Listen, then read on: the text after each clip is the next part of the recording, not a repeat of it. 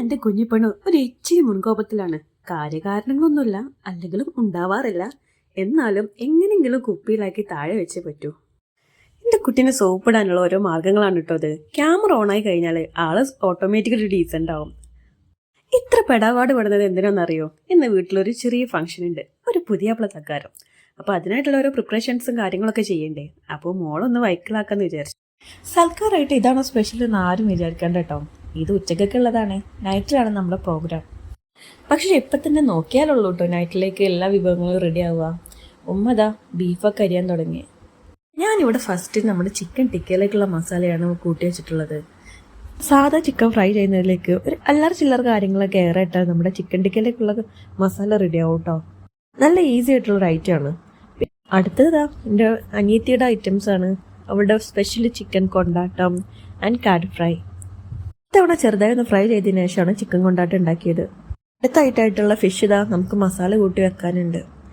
ആദ്യം അത് പൊള്ളിക്കാനുള്ള പ്ലാനിങ്ങിലായിരുന്നു കേട്ടോ. പിന്നെ തോന്നി അതിലേറെ ഈസി ആയിട്ടുള്ള മെത്തേഡ് അത് ഫ്രൈ ആക്കി വെക്കണം എന്നുള്ളതാണ്. ഇപ്പൊ സൽക്കാരം ഉണ്ടാക്കുകയാണെങ്കിലും ഉപ്പാക്ക് അതിലേക്ക് ഫിഷ് ഐറ്റംസ് ഇല്ലാത്ത പരിപാടി ഇല്ല കേട്ടോ. ഇനി ഇതാ ഈ ഒരു പരിപാടിയും കൂടി ബാക്കിയുണ്ട്. എന്താ വെച്ചാൽ ക്യാരറ്റ് ഹൽവ. ഈ ക്യാരറ്റ് ഹൽവക്ക് ഒരു നോസ്റ്റാൾജിയ എനിക്ക് എപ്പോഴും ഫീൽ ആവും. ആദ്യമൊക്കെ ടി വി കാണുന്ന സമയത്ത് ഇടയ്ക്കിടയ്ക്ക് ഉണ്ടാകുന്ന പരസ്യം ഉണ്ടല്ലോ, അതിലുണ്ടാവും ഒരു ഹോക്കിൻസ് കുക്കറിന്റെ പരസ്യം. ഞാൻ ഫസ്റ്റ് ടൈം ക്യാരറ്റ് ഹൽവനെ കുറിച്ച് കേൾക്കുന്നത് ആ ഒരു പരസ്യത്തിൽ നിന്നാണ് കേട്ടോ. ഭയങ്കര ഇൻട്രസ്റ്റിംഗ് ആണ്, ഭയങ്കര രസം. എൻ്റെ ഫേവറേറ്റ് ആയിട്ടുള്ള ഒരു ആഡും ആണത്. മറ്റൊരു സൈഡിൽ വെൽക്കം ഡ്രിങ്ക് റെഡിയാണ്. പിന്നീടുള്ള ഫ്രൂട്ട്സും പുഡിങ്സും കാര്യങ്ങളും എല്ലാം ഇതാ ഇവിടെ ഏകദേശം ഒക്കെ സെറ്റായി വന്നിക്കണ്. അങ്ങനെ ഏകദേശം ഫുഡിന്റെ പരിപാടികളൊക്കെ കഴിഞ്ഞ് നമ്മൾ അവർ വെയിറ്റ് ചെയ്തുകൊണ്ടിരിക്കുകയാണ്. അപ്പോഴൊക്കെ അവർ വന്നെന്ന് തോന്നുന്നുണ്ട്. നമുക്കൊന്ന് പോയി നോക്കാം. എൻ്റെ കസിൻ സിസ്റ്റേഴ്സിനെ അവരുടെ ഹസ്ബൻഡ്സിനെയാണ് കേട്ടോ സൽക്കാരത്തിന് വിളിച്ചിട്ടുള്ളത്. അവർ വന്നതിന് ശേഷം ഞങ്ങൾ ഒരുപാട് സംസാരിച്ചിരുന്നു. പിന്നെ നേരെ വെൽക്കം ഡ്രിങ്ക്സ് ഒക്കെ കഴിച്ചിട്ട് ഞങ്ങൾ ഫുഡ് അറേഞ്ച് ചെയ്യാനുള്ള പരിപാടിയൊക്കെ നോക്കി. ഫുഡും കാര്യങ്ങളൊക്കെ അറേഞ്ച് ചെയ്യാനിതാ ബ്രദർ നമ്മളെ ഹെൽപ്പ് ചെയ്യുന്നുണ്ട്. ബിരിയാണിയുടെ പ്രിപ്പറേഷനും കാര്യങ്ങളൊന്നും എനിക്ക് വീഡിയോസിൽ കിട്ടിയില്ല കേട്ടോ. ഇടവേള നമുക്ക് നല്ല മന്തി കിട്ടുന്ന ഷോപ്പുണ്ട് കേട്ടോ. അവിടെ നിന്നാണ് നമ്മൾ മന്തി റൈസ് വാങ്ങിച്ചിട്ടുള്ളത്. അങ്ങനെ അറേഞ്ച്മെന്റ്സും കാര്യങ്ങളൊക്കെ കഴിഞ്ഞതിന് ശേഷം അവരിതാ ഫുഡ് കഴിക്കാനിരുന്നു. ഫുഡ് കഴിച്ചു കഴിഞ്ഞിട്ടുള്ള ഡെസേർട്ടും കാര്യങ്ങളൊക്കെ പിന്നീട് ആക്കാന്ന് വിചാരിച്ചു. ഏതായാലും അവരവരുടെ പണി അവിടെ തുടങ്ങിക്കഴിഞ്ഞു. ഇനി എനിക്ക് ചില പണികളുണ്ട്. ഇത് ഞാനും എൻ്റെ അനിയത്തിയാണ്. ഏത് സൽക്കാരത്തിലും ഞങ്ങളുടെ ബിഹൈൻഡ് ദ സീൻ എന്നാണ് കേട്ടോ. വന്നവർ ഫുഡ് കഴിക്കാനിരുന്നപ്പോൾ ഞാനിതാ നേരെ വെൽക്കം ഡ്രിങ്ക് കഴിച്ചു. ഇവിടെ ചോട്ടാസ് എൻ്റെ കൂടെ ഉണ്ട് കേട്ടോ. അവര് ഡെസേർട്ടും കാര്യങ്ങളൊക്കെ കഴിക്കാണ്.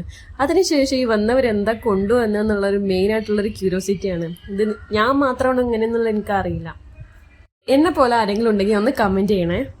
അപ്പോഴേക്കും ഇതാ അവർ ഫുഡ് കഴിച്ചൊക്കെ കഴിയാനായിട്ടുണ്ട്. അപ്പൊ നമുക്ക് ഡെസേർട്ടിന്റെ പരിപാടികളൊക്കെ നോക്കാം. ഡെസേർട്ടായിട്ട് നമ്മൾ ഐസ്ക്രീമും carrot halwa, carrot cake, puddings അങ്ങനെ എല്ലാം പാടെ കൂടിയിട്ട് ഒരൊറ്റ ബൗളാക്കിയിട്ടാണ് കേട്ടോ സെർവ് ചെയ്ത്. അങ്ങനെ അവര് ഫുഡൊക്കെ കഴിച്ച് അതാ റെസ്റ്റ് എടുക്കാണ് കേട്ടോ. ഇനി അടുത്തത് നമ്മുടെ അറ്റാക്കാണ്. അതിനായിട്ടുള്ള പ്രിപ്പറേഷൻസ് ഇവിടെ കഴിഞ്ഞു. അപ്പതാ ഇത്രയൊക്കെയാണ് നമ്മുടെ സൽക്കാര വിശേഷങ്ങൾ. അപ്പോൾ നമ്മുടെ ഈ കുഞ്ഞു വ്ളോഗ് ഇഷ്ടമായവർ ലൈക്ക് ചെയ്യുക, ഷെയർ ചെയ്യുക, സബ്സ്ക്രൈബ് ചെയ്യുക.